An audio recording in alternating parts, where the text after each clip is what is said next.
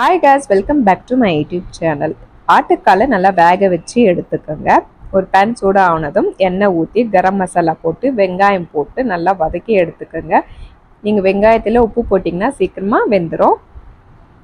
இஞ்சி பூண்டு paste 4 spoon எடுத்துருக்கேன். போட்டு நல்லா அதுவும் பச்சை வாசனை போகிற அளவுக்கு வதக்கி எடுத்துக்கோங்க. தக்காளி கருவேப்பிலை போட்டு வதக்கி எடுத்துக்கோங்க.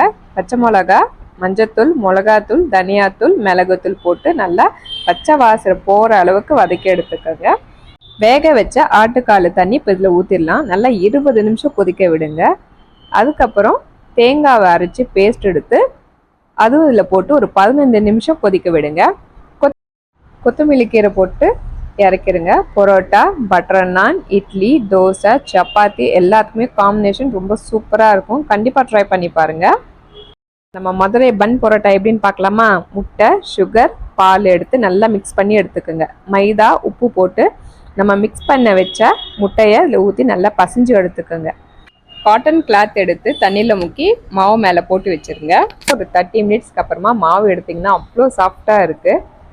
நான் விசில் அடிக்கும் போதே உங்களுக்கு தெரிஞ்சிடும். அவ்வளோ சாஃப்டாக அவ்வளோ சூப்பராக இருக்குது. நம்ம செகண்ட் ஒன் பார்த்தீங்கன்னா சேம் துணி எப்படி நம்ம அடித்து துவைப்போமோ அந்த மாதிரி தான் ஈஸியாக இருக்குது. நீங்கள் ட்ரை பண்ணி பாருங்கள். நல்லா சாஃப்டாக ரொம்ப சூப்பராக டேஸ்டியாக இருக்கும்.